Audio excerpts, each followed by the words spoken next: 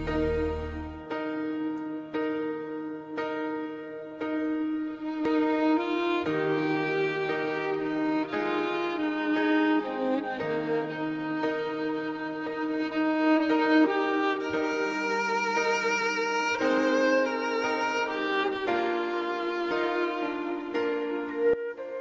à tous, que Dieu vous bénisse. Bienvenue à la vitamine en un clin d'œil. Car en un clin d'œil, le Seigneur peut faire des choses merveilleuses dans la vie d'un être humain. Nous allons partager quelques versets de la Bible dans le livre de Luc, chapitre 8, versets 22, 23 et 24. Nous lisons la parole de Dieu au nom du Père et du Fils et du Saint-Esprit. Amen. Un jour, Jésus monta dans une barque avec ses disciples. Il leur dit: passons de l'autre côté du lac. Et ils partirent. Pendant qu'ils naviguaient, Jésus s'endormit. Un tourbillon fondit sur le lac, la barque se remplissait d'eau et ils étaient en péril. Ils s'approchèrent et le réveillèrent en disant: Maître, Maître, nous périssons. S'étant réveillé, il menaça le vent et les flots qui s'apaisèrent et le calme revint. À travers ces versets que nous avons lus, nous voyons que le Seigneur Jésus était accompagné de ses disciples, prêts à naviguer pour passer de l'autre côté du lac. Je suis sûr qu'il y a quelques semaines en arrière, beaucoup de vous avions des projets de voyage, des projets de famille, des projets de travail, d'études et bien d'autres. Mais aucun n'a pu aboutir à sa fin. C'est là où nous nous rendons compte que souvent nous faisons des projets, mais en fait qui n'ont pas vraiment une base solide. Et c'est là où il manque une confiance en quelque chose qui est solide, quelque chose qui est stable. Et c'est pour cela que le Seigneur se présente comme le rocher dans la parole de Dieu. Le Seigneur est le rocher est inébranlable.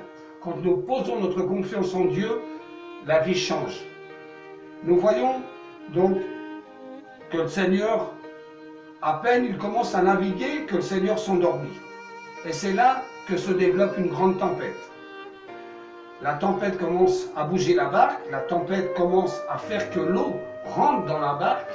Et c'est là où les disciples commencent à s'effrayer, à se remplir de peur, de crainte. La tempête représente un danger, de la peur, de l'incertitude. Car nous savons quand est-ce que commence une tempête, mais nous ne savons pas quand est-ce qu'elle termine. Une tempête est un danger de mort aussi. Aujourd'hui, nous sommes en train de vivre une sorte de tempête. Nous ne savons pas quand est-ce que ça va terminer. Nous ne savons pas combien de personnes vont décéder. Nous ne savons pas combien de personnes vont continuer à être hospitalisées.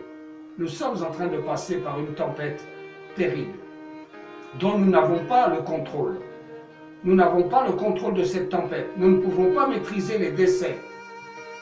Mais là, nous voyons à travers la parole que quand cette tempête est en train de se réaliser, les mêmes disciples, dont plusieurs d'entre eux sont des marins-pêcheurs, donc connaissent le milieu marin, sont allés chercher le Seigneur, sont allés réveiller le Seigneur pour lui dire: viens, nous avons besoin de toi. Nous avons besoin de toi pour nous aider.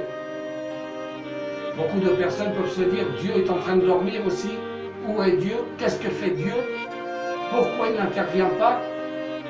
Mais Dieu aussi attend notre réaction, comme celle des disciples qui sont partis chercher le Seigneur, qui sont partis réveiller le Seigneur. Nous allons continuer à avoir confiance en nos richesses, nous allons continuer à avoir confiance en notre savoir-faire, nous allons commencer à nous tourner vers Dieu et lui dire: pardonne-nous, car ça fait bien des années que nous t'avons tourné le dos. Peut-être que Dieu attend ce moment aussi de la part de chacun de nous, que nous tournions vers lui et lui demandons pardon pour tous les péchés que nous avons commis, de lui demander pardon de lui avoir tourné le dos. Car nous voyons que quand nous déposons notre confiance en Dieu, Dieu ne rejette personne. Dieu ne fait pas d'exception de personne. Tous ceux qui veulent que Dieu rentre dans sa vie, rentre dans son cœur, Dieu est là pour rentrer. Dieu ne reniera jamais quelqu'un. Et là nous voyons qu'à peine les disciples sont allés réveiller le Seigneur est venu, le Seigneur menaça le vent et les flots, et le calme revint. Ainsi nous dit la parole. Cette tempête ne va pas durer. Mais la tempête peut durer pour certains.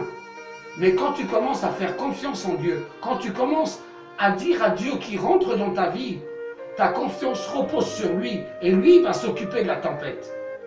Mais pour beaucoup, la tempête va continuer car il y aura toujours cette incertitude. Est-ce que je vais retrouver du travail? Est-ce que je vais pouvoir ne pas tomber en faillite? Qu'est-ce qui va se passer avec mon prêt? Qu'est-ce qui va se passer dans ma vie? Parce que ta confiance repose sur les biens matériaux. Mais quand ta confiance repose sur Dieu, ta manière de penser est totalement différente. Et c'est là que nous voyons que les disciples ont choisi de réveiller le Seigneur et ne pas poser le problème de la tempête sur leur conscience. Sinon, réveillez le Seigneur, car Dieu est Dieu et Dieu restera Dieu. À travers cette parole, je voudrais vous présenter le Seigneur Jésus-Christ, car il est bon, car il transmet quelque chose en nous que seulement lui peut le faire. Le Seigneur nous donne la paix que le monde ne peut pas nous donner. Je prêche quelque chose que j'ai vécu. Je suis passé par une grande tempête. Cette tempête a fait qu'un jour je suis rentré dans une église évangélique. Avant, j'étais comme beaucoup d'entre vous. L'évangile rentrait là, sortait par l'autre côté. Je n'avais pas besoin de Dieu. Je ne croyais même pas en Dieu. Mais je lui donne merci à mon Seigneur d'avoir ouvert mon cœur, de m'être repenti et d'avoir laissé mon orgueil de côté et d'avoir laissé mon arrogance de côté. Car aujourd'hui, je suis une nouvelle personne. Et tout cela parce qu'en un clin d'œil, j'ai pris la décision de confesser le Seigneur Jésus-Christ. Aujourd'hui, je vous invite à confesser son nom. Aujourd'hui, je vous invite à vous tourner vers lui. À travers cette vidéo, le Seigneur nous donne une parole d'espérance, qu'il est avec nous au milieu de la tempête et qu'il va nous sortir de cette tempête. Tout dépend en qui vous déposez votre foi. Si vous avez la foi en Dieu ou en une statue. Croyez en Dieu et Dieu va opérer dans votre vie. Que Dieu vous bénisse à tous, mes frères. C'était la vitamine du jour. En un clin d'œil, Dieu peut changer ta vie. À bientôt.